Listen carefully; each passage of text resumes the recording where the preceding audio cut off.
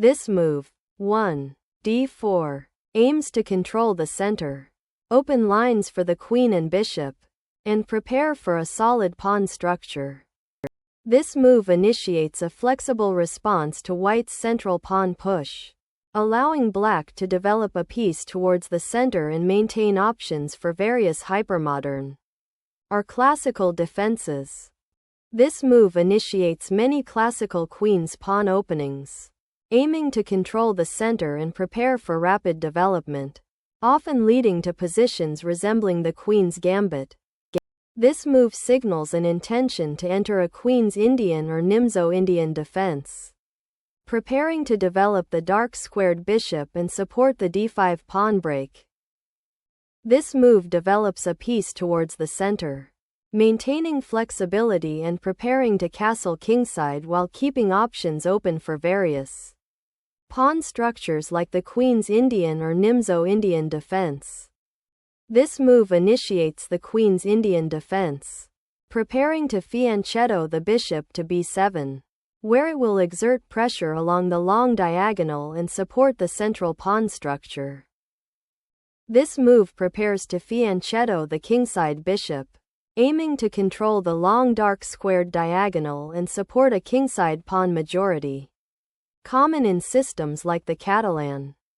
This move, ba6, is a thematic maneuver in the queen's Indian defense and other similar setups, aiming to immediately challenge white's central control by trading off white's potentially strong light squared bishop on c1, preventing it from occupying the influential g5 square and restricting white's queenside development.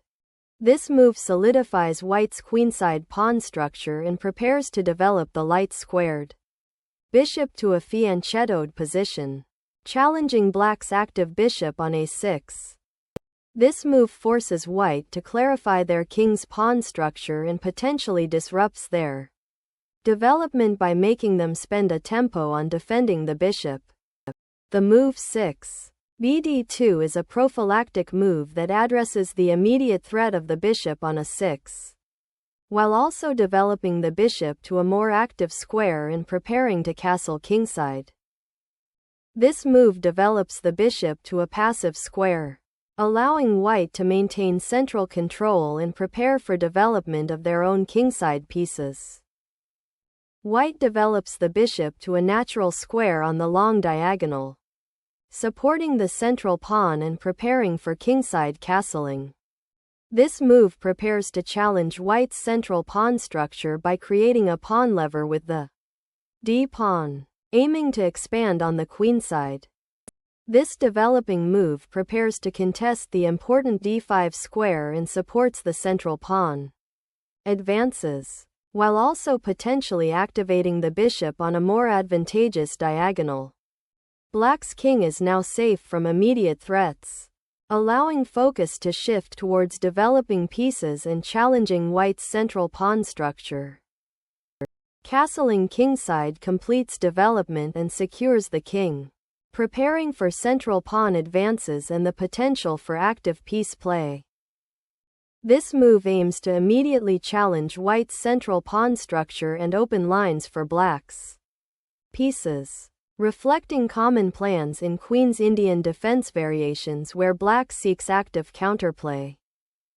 This move supports the central pawn advance on d4 and prepares to redeploy the knight to a more active square, possibly f1 to g3, to support kingside expansion or attack.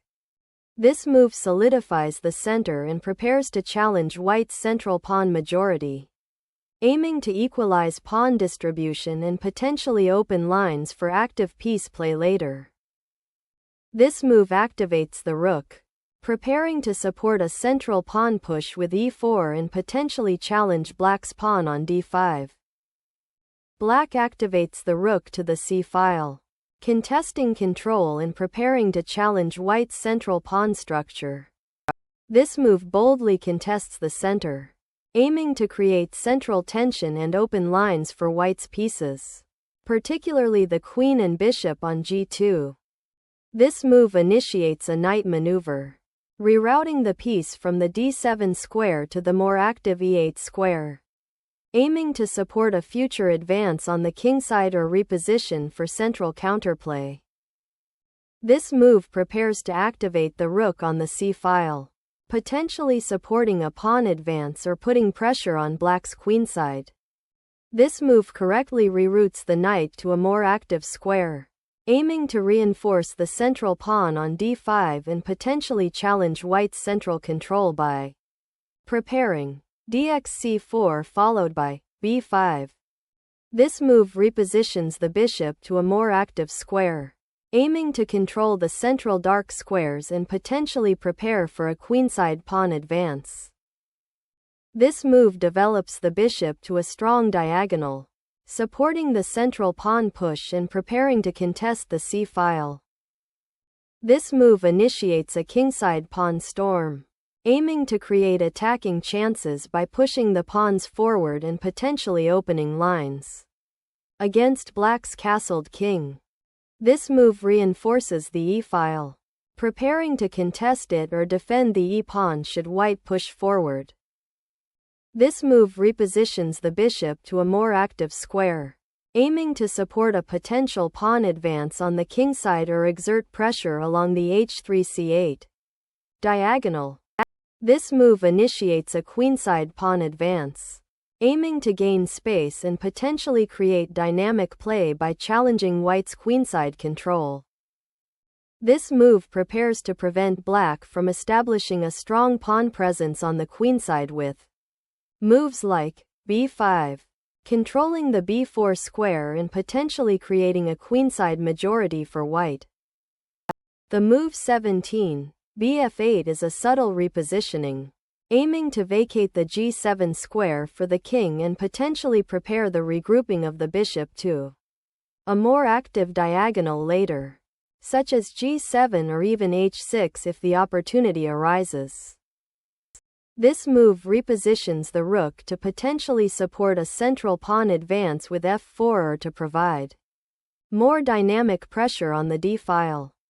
This pawn move aims to create luft for the king and prevent potential threats along the g5 square or on the kingside diagonal. The capture on d5 aims to open the c-file for white's rook and challenge black's central pawn structure, potentially leading to a more dynamic game. This capture on d5 opens the c-file and prepares to challenge white's central pawn majority, aiming to simplify the position and potentially create counterplay. This pawn advance to e5 aims to create space in the center and potentially restrict black's knight on f6, while preparing for a kingside attack. This move correctly repositions the knight from the slightly passive b7 square to a more active central outpost on b5, aiming to challenge white's queenside pawn structure and potentially exchange off pieces. This move aims to challenge black's knight and potentially create a weak pawn on b6, disrupting their queenside structure.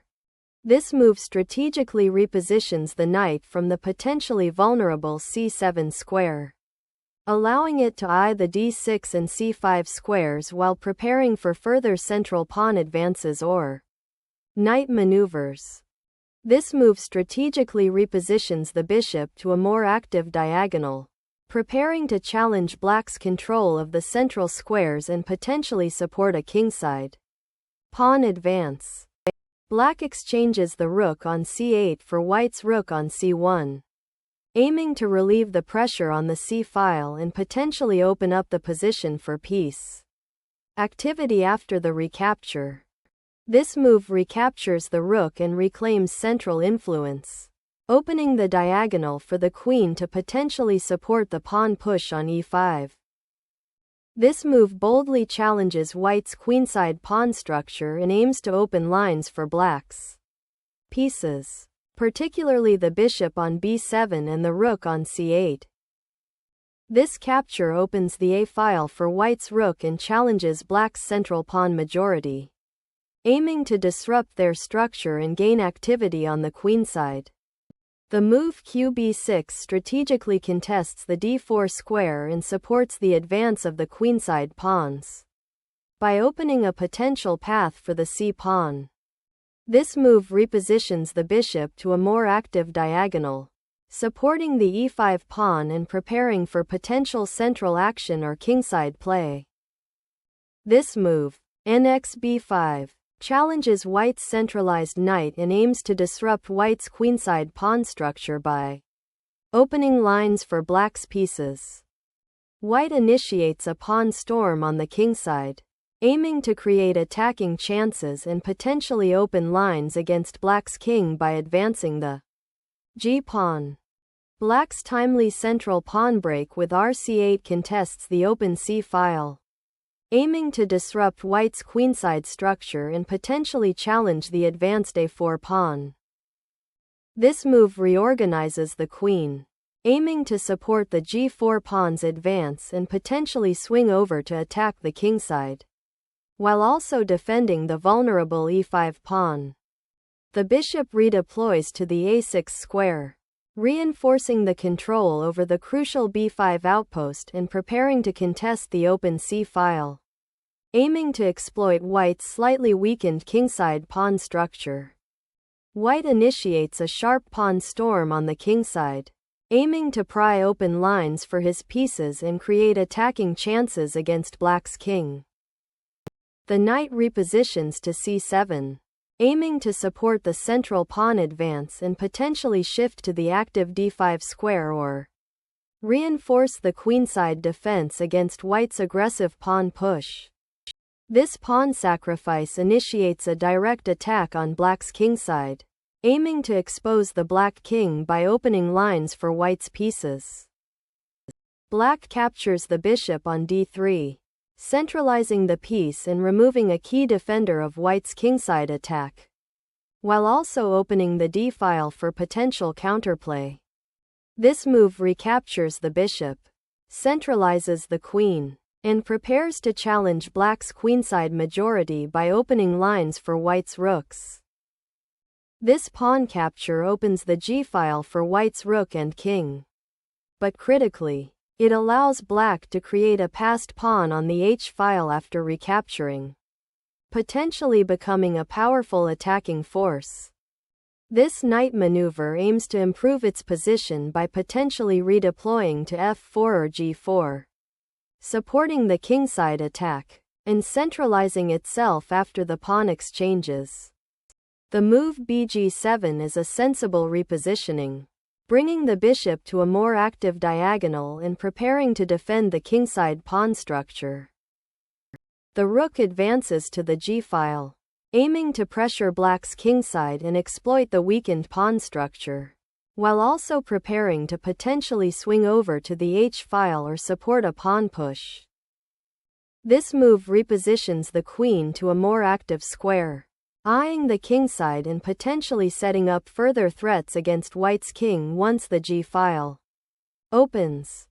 This move prepares to support the pawn on g5 and potentially launch an attack on black's kingside, aiming to exploit the weakened dark squares around the king. This defensive maneuver withdraws the king from the open g-file, reinforcing the king's safety amidst white's aggressive pawn advances and potential piece pressure. On the kingside, this move prepares to centralize the queen, potentially reinforcing the kingside attack or offering support for a pawn push on the kingside.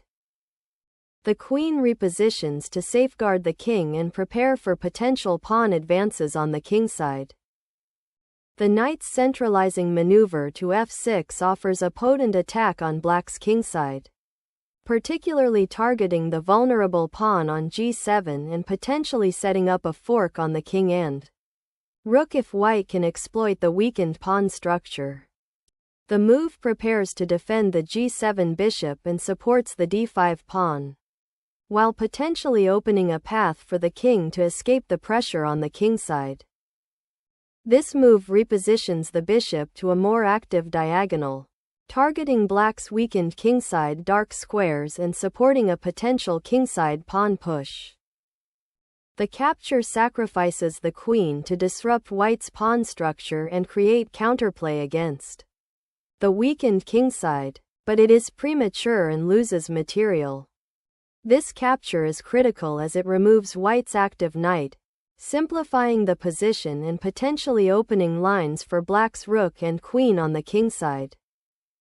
The knight repositions to b5, attacking the advanced a3 pawn and preparing to contest control of the central squares with the white knight on d7.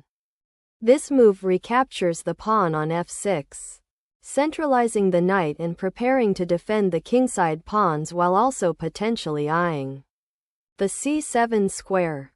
This forcing check aims to disrupt white's coordination and potentially create immediate threats on the kingside after the queen returns. This move aims to reroute the knight to a more active square, likely f3, to participate in the defense of the kingside and potentially launch an attack. This move is a desperate attempt to regain material and activate the knight, but it leaves the king vulnerable on the g-file and neglects the development of the remaining pieces. The rook sacrifice on g7 aims to shatter black's kingside pawn structure, opening critical lines for white's remaining pieces to exploit the exposed black king. The recapture of the pawn is forced due to the immediate threat of the black queen's check, but it allows white's rook to achieve a dominant position on the first rank, which will be crucial in controlling the subsequent play. This move initiates a powerful mating attack by exploiting the exposed black king and the weakened dark squares around it, aiming to drive the king towards the center where the white pieces can converge with decisive effect. The king retreats to h8 to escape the dangerous diagonal and prepare for potential king activity on the kingside, while also allowing the rook to defend the g7 pawn. The move redeploys the queen to a more active square, preparing to support the pawn majority on the kingside and potentially coordinate with the rook on the d-file for an attack on the exposed black king. This move allows black to recapture the piece and simplify the position, but it presents white with an opportunity to use their queen and knight in a coordinated attack along the open g-file. The move aims to win the advanced knight on b5 by creating a discovered attack on the black queen, forcing it to move and allowing white to capture the knight.